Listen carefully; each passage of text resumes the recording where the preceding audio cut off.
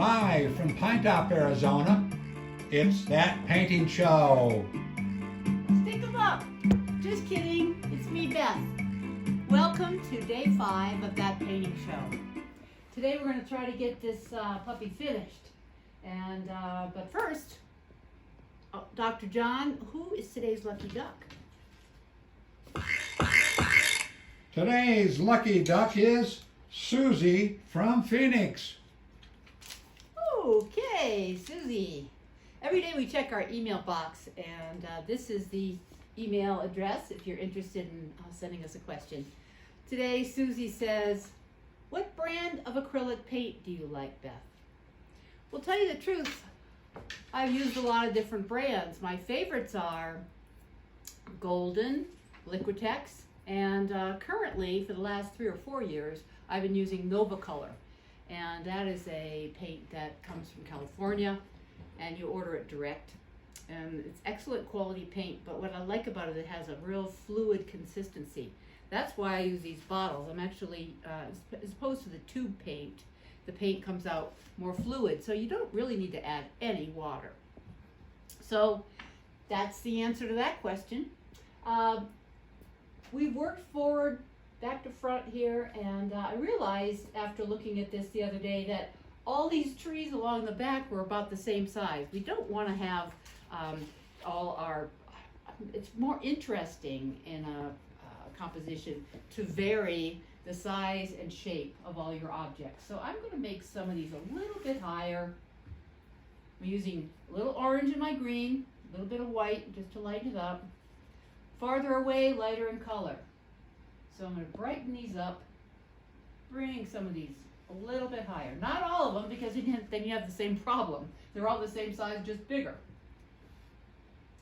All right, that took care of that. Now, what we're doing is we're building our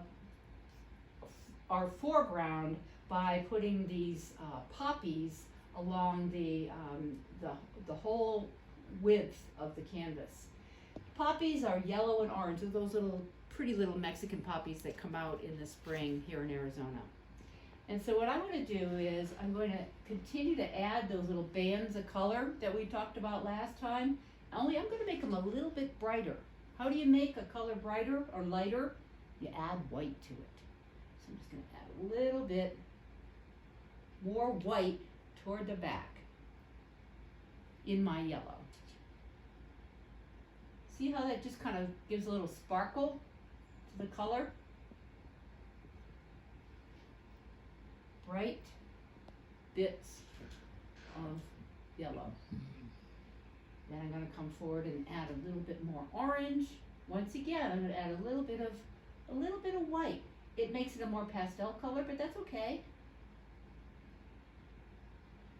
And as I get closer and closer, the flowers, the plants get larger. You can see now I'm actually kind of going to make my little blobs of color, kind of an impressionistic look, if you will. Up here in this painting, you can see that I made a little more solid areas of orange in some places. I added bits of red. This is a red light, which is kind of an orangey red. And see how that just standing out against the green? Red's the opposite of green on the color wheel. And you know what? Next time we're going to have once this painting's finished, our next show is going to be about the magic of color. And so just tune in on day 6. That'll be the magic of color. And I'll teach you just about everything I know about color.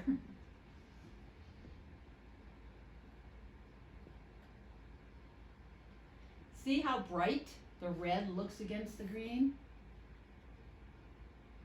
It creates a great deal of contrast. Opposite colors, you think about black and white, well, red's the opposite of green, orange is the opposite of blue, yellow's the opposite of purple. So, you know, when you know about opposite colors, or complementary colors as they're called, you really can create excitement or drama in your paintings. Next, I'm going to go ahead and put in the path. There's a little pathway coming forward. I'm using a little raw sienna and white. Raw sienna is one of our earth tones. It's kind of a beige color. But see, I have a little path coming from back here against the mountains, coming forward.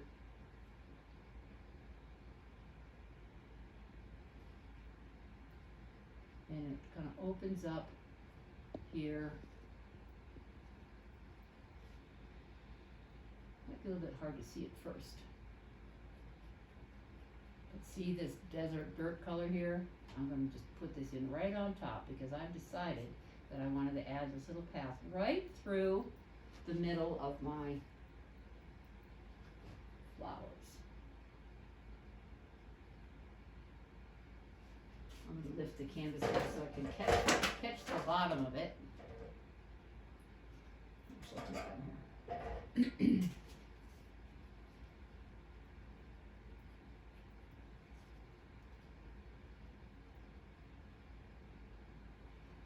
Now, I'm going to put some bushes, a little bit darker color bushes and plants right next to the path to kind of give it some definition, separate it from the rest of the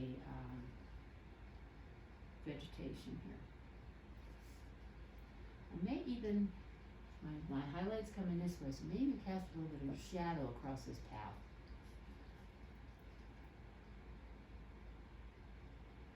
That helps give a little bit more definition.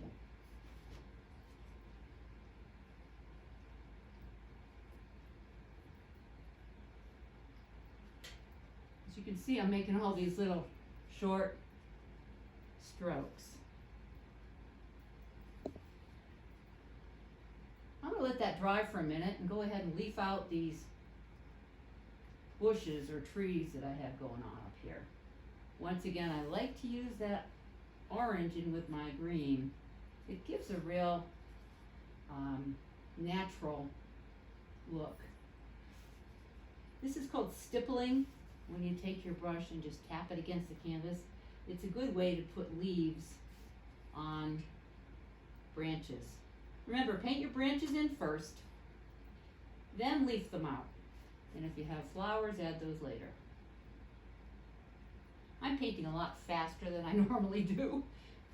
And so some of the paint is not dry underneath. It's kind of hard to get it to not blend. If you don't want your paint to blend, let it dry for a few minutes. Doesn't take long with acrylic paint.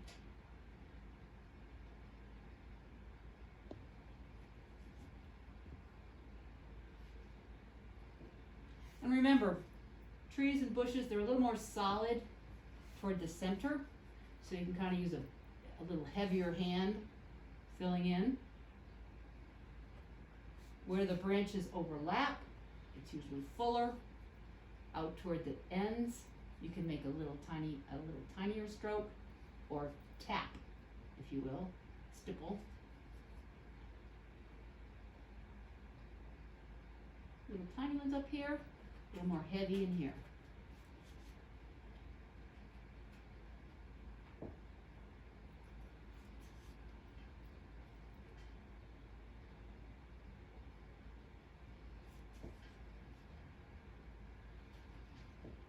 Okay, that's looking pretty good. We can add a little bit of yellow to that green to brighten it up a little bit against the purple mountains. Remember I said they're the opposite. Yellow's the opposite of purple. So now that I've gotten that finished, I'm going to come in here and just add a little more bits of orange and red to my foreground. Once again, I'm just using a small round brush, just adding bits of color. It's really a fun way to populate, if you will, the foreground. All right, that looks pretty good. Let me go back to my pathway here. I'm just going to lighten it up a little bit so it shows up a little bit more against. See, I'm kind of making these long, elongated flat strokes. So that takes my pathway back to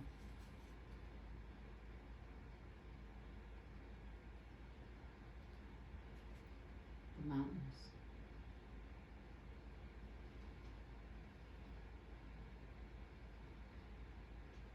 That's not too bad. It's a cute little painting. Next, I wanted to talk to you about our super sale for today. We've had an ongoing sale for April, 25% off giclées. This is a giclée, by the way. Get out of my own way. This is a giclée. This is 24 by 30. It's normally $825. Our sale price is $625. Any image on that at that size. This is our beautiful $195 sofa art pillow, which is now $145. And then our boxed notes, which can be found on the website, several different assortments, are $15 instead of $20. So, next up is our famous Pearls of Wisdom. Gotta get on the pearls.